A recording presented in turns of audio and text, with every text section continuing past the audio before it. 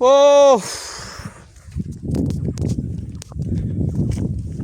পাহাড় ভ্রমণ করা অন্যরকম একটি অভিজ্ঞতা বাড়ে।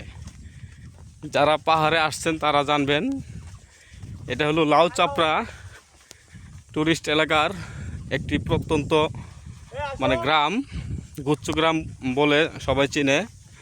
গুচ্ছু গ্রাম থেকে একটু ভিতরে, প্রায় 1 কিলোমিটার ভিতরে আসছি। এই যে পিছনে ইন্ডিয়ার সীমা, এই পাহাড়ের পরে হলো ইন্ডিয়া। আমরা এখানে আসছিলাম ঘুরতে, রমজান মাস রোজা রাখছি। তো অবস্থা খুব খারাপ, কারণ পাহাড় জার্নি করলে শরীরের অবস্থা খুবই খারাপ হয়ে যায়, কারণ প্রচুর এনার্জির প্রয়োজন, যেটা বিকাল টাইমে এমনিতেই নার্ভাস। কোনটা শাক এটা? হ্যাঁ, এটা কমলি শাক সম্ভবত। শাক তুলবো না, থাক, কার না কার শাক।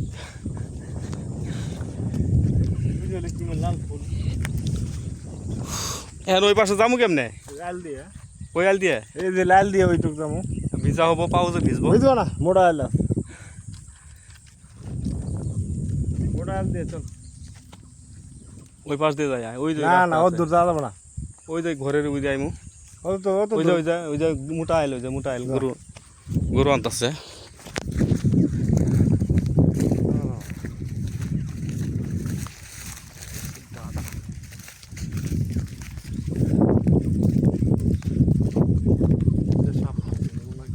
একবার সাফ করে ফেলাইছে সব সম্ভবত, নতুন করে আবার মনে হয় চারা রোপণ করবো। গাছ গাছ তো সব কেটে ফেলছে, গাছ কেটে একবার পাহাড় সাফ করে ফেলাইছে, পুরা দিয়ে ছাই বানাইছে। ওই যে সামনেরটা এটা দিয়ে যা যাবো। মোড়া সোজা আছে। আচ্ছা যাই।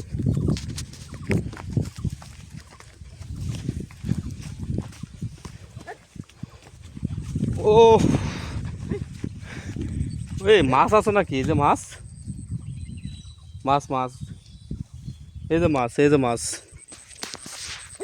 এই যে পাহাড়ের মধ্যে ধান চাষ, ধানের মধ্যে আবার মাছ, দারকি মাছ, কি সুন্দর দারকি মাছ। এই যে হ্যাঁ, প্রচুর মাছ। এই মাছ মারমু। ও কি সুন্দর জায়গা। হ্যাঁ আসলে এদিকে আসলে ভালো লাগে, কিন্তু রাত্রি যাপন করা কোনো মতে সম্ভব না, কারণ এখন প্রায় সন্ধ্যা ঘনিয়ে আসতেছে, সব কিছু ফাঁকা হয়ে যাচ্ছে। ডর করে ভাই, বাড়ির যায় পাউচ এক দেওয়া লাগবো, যুগ ধরলো কিনা, কারণ প্রচুর তো যুগ এদিকে। এগুলো চীনা যুগ বলে, চীনা যুগ, তাই না? চীনা যুগ হলেও তো দেখা যাবে না। ওরে বাবা রে, ও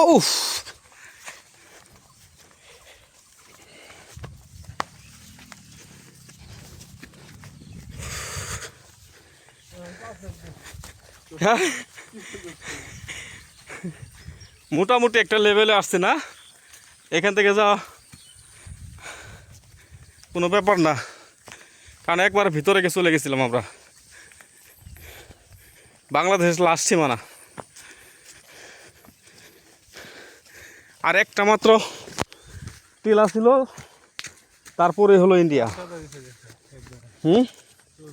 গাছের মধ্যে একটা নাম লেগে দিয়ে যায়, আমরা আবার 1 বছর পরে দেখবো যে গাছটা আছে কিনা।